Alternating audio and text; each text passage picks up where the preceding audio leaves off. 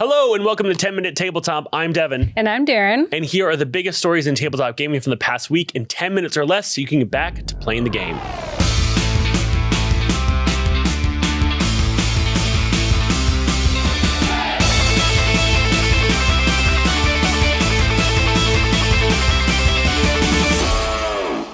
So YouTube did a wonderful highlight on their homepage a few weeks ago around tabletop role-playing games and the impact it's had on YouTube. Yeah, it was narrated by Abriya Iyengar, and it highlighted a bunch of great things. It explained the tabletop RPG community, highlighted a bunch of different content creators doing tutorials and artists and comic skits and GMs and actual plays. They've done this for a few other communities, but what's really cool about this is that it's showing that tabletop RPG is like going mainstream. It's on their YouTube homepage. It's on their main channel. I mean, that's why this is important. They said, collectively over 300 million views have been collected from tabletop RPG creators.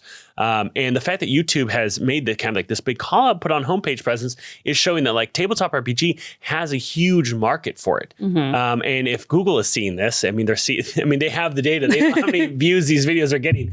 So it was great to kind of see that. And then for the entire community to kind of get noticed by the world at large. You hear that? We're hot.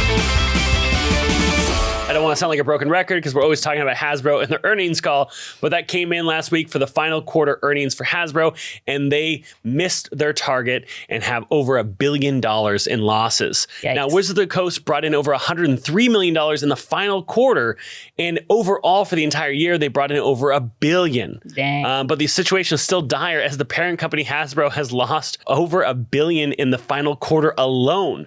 A report by Dicebreaker broke down some of the specifics from the Hasbro financial call that revealed these numbers. Hasbro lost a lot of money on the toys that didn't sell. The company went into the holidays expecting losses, prompting the very unpopular layoffs in December, and it still did worse than its predictions. The digital side did grow, however, largely due to Baldur's Gate 3 and the Monopoly mobile game. Another big winner for them was Magic the Gathering, thanks to its Lord of the Rings set earlier this year. Now, here's what's wild about this. I was listening to this earnings call, and I heard that Monopoly Go has surpassed Candy Crush.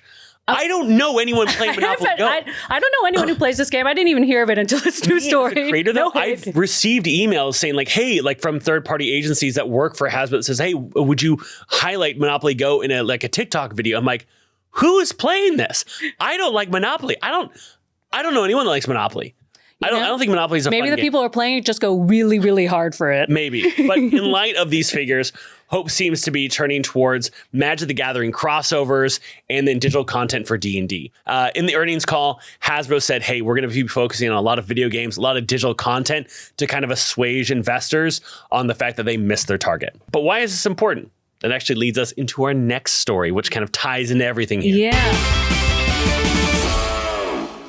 Dungeons & Dragons is coming to the stage. There is a new live stage production that is coming to Broadway, which, here's a funny thing, Broadway is not a location. It is actually how big the seats are in the theater that it's being performed in. Oh, very good to know. So it's the first official D&D live theater experience. It's called 20-Sided Tavern. It's launching in New York at Stage 42 in May of this year.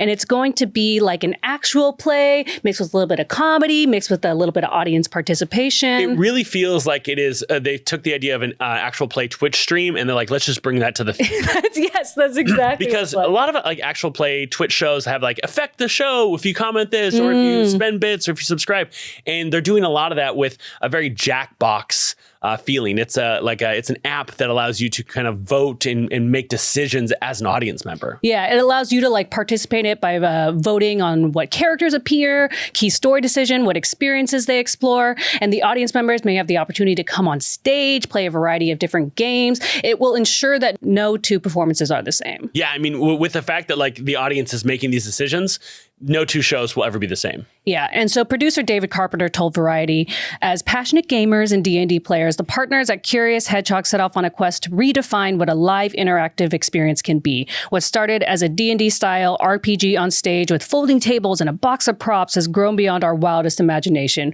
From day one, we forged a deep connection with gamers and non-gamers alike by bringing them a whole new type of experience by fans for fans. When David Hutchinson at Showpath and the Hasbro team approached us about this collaboration, it was a perfect match. Together, we are taking experiential entertainment to the next level. Now, why is this important? Well, earlier I said, why is it important when we were talking about D&D's earnings call or Hasbro's earnings call?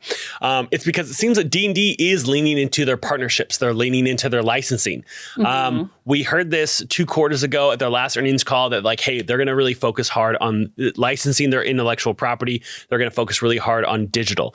This is a license of their intellectual property, their IP.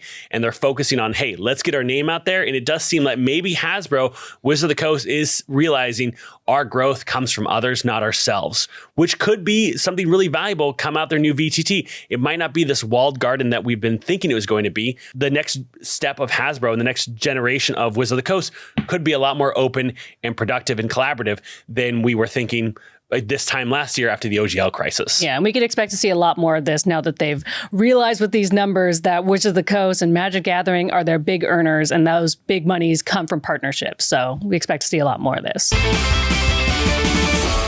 Hey, want to take a quick moment to thank you for tuning in to 10-Minute Tabletop. We want to talk about today's sponsor, StartPlaying.Games. StartPlaying.Games is the largest site for finding games, groups, and game masters that can fit your schedule. They even have reviews of game masters so you can find one that fits your play style. All right, now back to the news. So our next story is Marvel did their first official actual play on their YouTube channel. They teamed up with the Glass Cannon Network for an actual play of their new Marvel Multiverse role-playing game. This game, they haven't really promoted it almost at all since it released. Yeah, I saw the booth at the conventions. It was small. There was one person there. Like the kind of the ad spend for this launch, there hasn't been a lot of promotion around it. Came out back in like August 2023, and this is like its first big release of the show on its YouTube channel. And what's wild about this is the largest YouTube channel to do an actual play. Like if you look at Critical Role, that's like something like 2 million, Smosh, 7 million, Dropouts like 14 million, but Dimension 20 is almost 1 million. So this is huge, but the viewership just wasn't there for a 2 million subscriber channel. Yeah, the Marvel YouTube channel has like 20.4 million subscribers, but this came out like 2 weeks ago and it's around like 63,000 views, which I mean, you can see by their content, their engagement, it's all over the place, but it's Disney. Yeah. So, if they put the money behind it, they put the reach, they can really push this out with like the studio execs behind it. We talked about this before with the idea of how AMC approached The Walking Dead and that tabletop role-playing game, how Avatar: The Last Airbender and how that was approached with Nickelodeon. If we see Marvel continue to kind of make a push with this tabletop RPG and it does well for Disney might see this as, hey, Lorcana did well for trading card games. Let's do more for tabletop RPG. And again, tabletop RPGs are small business compared to everything else Disney is doing. But if they enter the space, remember, Fantasy Flight Games doesn't have the license to Star Wars, the RPG anymore. That's open. If Disney puts it out themselves, that could be a huge shakeup in tabletop RPGs. You have Hasbro, which is the largest company in the space right now. And then you have, Paizo and Cobalt Press. These companies are, it's far different, right? We're talking about billions and millions. But if Disney entered the space, that's huge. And so I'm really excited to see like what happens next with the Marvel Tabletop RPG and the expansions they have coming out later this year with the X-Men. Next, we're going to talk about Evil Genius. Evil Genius Games, the company behind Everyday Heroes system and the unreleased Rebel Moon tabletop RPG, saw a very public string of resignations happen over the course of the last few weeks. World Morrus put out a stunning report about the rise and fall of Evil Genius. Yeah, so Morris spoke to many former employees under the condition of anonymity and found a bevy of alleged trouble circulating within and around the company. Large amounts of back pay owed to freelancers, mistreatment of employees, lies about health insurance, and courting controversial technologies were just a few of the reasons given by those who resigned. The full story goes into more terrible details, and it's definitely worth reading. If you are trying to start a company in tabletop RPG, this feels like a great playbook of what not to do. Yeah. And it is very interesting because Evil Genius Games did get VC funding that helped them start up. They have a lot of IPs that they have licensed for Everyday Heroes, and it's going to be really hard for them to bounce back from this. Yeah. A new tabletop RPG news site, Rascal.News, has launched this week. The creators are Lynn Codega, Rowan Zioli, and Chase Carter, who all have credits with popular gaming news outfits like Polygon, IO9, and more. Now, you probably know a lot of those names. For example, Lynn Codega was the one who broke the OGL crisis last year, actually a year and a few months. But with every news site doing layoffs, it is nice to see a tabletop RPG focused news site coming and that is starting. It's really exciting, but it is kind of, it's creator owned. So everyone who works there, they are the owners of it.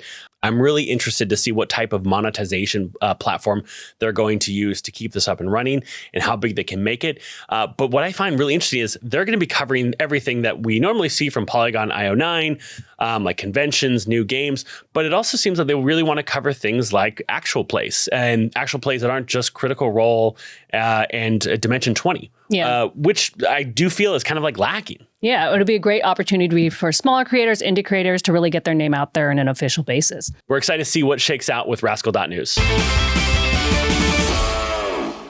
Evil Hat secured the license to launch a new Tomb Raider tabletop RPG system.